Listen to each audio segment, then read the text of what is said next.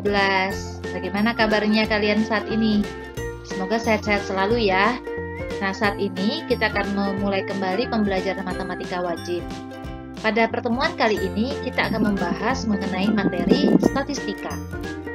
Kita akan mempelajari terlebih dahulu pengantar dari statistika itu, yaitu tentang definisi dan penyajian data. Materi ini sendiri disusun oleh Ibu, yaitu Ibu Renta Ardakrisistomus. Kompetensi dasar yang ingin kita capai itu mencakup dua. Yang pertama, menentukan dan menganalisis ukuran pemusatan dan penyebaran data yang disajikan dalam bentuk tabel distribusi frekuensi dan histogram. Yang kedua, menyelesaikan masalah yang berkaitan dengan penyajian data, hasil pengukuran dan pencacahan dalam tabel distribusi frekuensi dan histogram. Oh iya, kalian saat ini sedang PPKM kan? Pertanyaannya, kenapa sih harus pemberlakuan pembatasan kegiatan masyarakat atau PPKM? Tentu kalian tahu bahwa saat ini kita sedang mengalami darurat COVID-19 kan? Nah, tentu di berita-berita juga sedang banyak membahas tentang COVID-19. Kita mau lihat yuk bagaimana peta persebaran COVID-19 di Indonesia.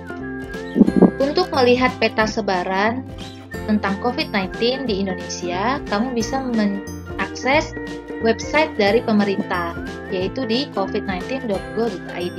Nah, kita perhatikan di sini ada peta persebarannya. Di sini banyak data yang terkonfirmasi COVID-19, kasus aktif, penderita yang telah sembuh, penderita yang meninggal, dan berbagai informasi tentang COVID-19 yang bisa kita akses di website ini. Kamu bisa perhatikan di website ini juga menampilkan banyak sekali informasi dalam bentuk grafik. Nah, pertanyaannya, kamu bisa perhatikan, kenapa sih kita harus PPKM? Nih, coba perhatikan ya, lihat grafik ini.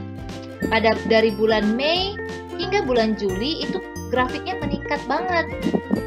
Iya kan? Nah, maka pemerintah menetapkan bahwa Indonesia sedang di dalam status darurat COVID-19, sehingga harus diberlakukan PPKM.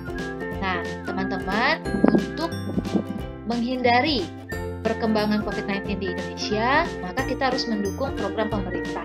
Jadi, jangan lupa ya, tetap ikuti aturan pemerintah, menjaga kesehatan kalian, daya tahan tubuh kalian, dan juga terapkan protokol kesehatan dimanapun kalian berada, agar pandemi ini bisa cepat berlalu. Kita juga bisa kembali belajar seperti biasa di dalam ruang kelas. Nah, teman-teman, kalian bisa melihat kan betapa pentingnya statistik di dalam kehidupan sehari-hari. Pemerintah bisa mengambil sebuah keputusan atau sebuah kebijakan untuk suatu kasus tertentu dengan membaca grafik yang ada. Nah, maka kita harus belajar menganalisis data-data dan juga bagaimana sih menyajikan data-data itu sehingga mudah untuk dianalisis. Maka kita akan belajar statistik kali ini. Nah, tujuan pembelajaran kita, yang pertama, kamu bisa menganalisis data dalam bentuk tabel distribusi frekuensi, dan juga kamu bisa menyajikan data hasil pengukuran dan pencacahan dalam bentuk tabel distribusi frekuensi. Oke teman-teman, apa sih statistika itu? Nah, statistika adalah ilmu yang mempelajari mengenai perencanaan, pengumpulan, pengolahan, analisis, penyajian, dan interpretasi data serta pengambilan keputusan berdasarkan data. Kalau gitu, data itu apa? Nah, data itu merupakan bahan baku dari informasi. Data bisa saja berbentuk angka, huruf, gambar, suara, suatu keadaan, bentuk simbol, dan lainnya. Nah, data itu apa aja sih jenisnya? Nah, berdasarkan sifatnya, data itu bisa dibagi menjadi dua, yaitu data kualitatif dan data kuantitatif. Apa sih definisi dari data kualitatif dan data kuantitatif? Data kualitatif adalah data yang disajikan dalam bentuk kata-kata atau tulisan, gambar atau audio, atau video yang memiliki makna. Data-data tersebut diperoleh dari wawancara, pengamatan, pemotretan, perekaman, dan lain-lain. Nah, sedangkan data kuantitatif itu adalah data yang disajikan dalam bentuk bilangan, angka, sehingga data kualitatif itu bisa diolah secara statistik. Kalau gitu data kualitatif nggak bisa dong? Iya, data kualitatif itu nggak bisa diolah secara statistik. Nah, untuk statistika yang akan kita pelajari di kelas 12 ini itu ada 3 hal. Yang pertama, mengenai penyajian data. Yang kedua, mengenai ukuran pemusatan dan letak data. Dan yang ketiga, ukuran penyebaran data. Penyajian data tersendiri itu ada 4 hal yang akan kita pelajari, yaitu penyajian data dalam bentuk tabel distribusi frekuensi, dalam bentuk histogram, poligon, dan ogive. Sedangkan ukuran pemusatan dan letak data yang akan kita pelajari meliputi mean, modus, median, kuartil, dan desil.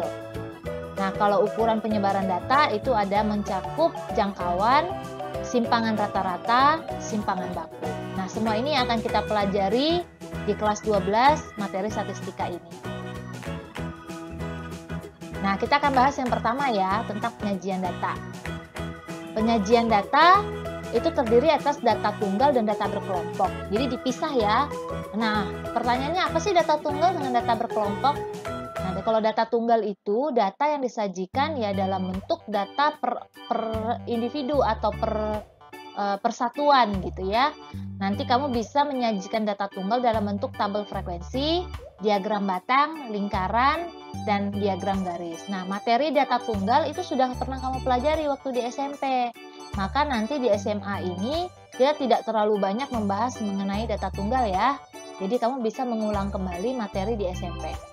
Nah, kalau data berkelompok itu data tunggal yang telah diubah menjadi data di dalam bentuk kelompok atau dalam bentuk range. Nah, penyajiannya bisa dalam bentuk tabel distribusi frekuensi, histogram, poligon, dan ogive. Nah, ini yang akan lebih banyak kita pelajari di kelas 12, yaitu mengenai penyajian data untuk data berkelompok. Nah, untuk data tunggal, itu kamu dulu udah pernah belajar, bisa menyajikan data dalam bentuk tabel frekuensi. Berarti di sini ada tabel tinggi badan siswa kelas 7A. Berarti di sini ada data nih, tinggi badan siswa 135 cm, 136 cm, 137 cm, 138 cm, dan juga 139 cm.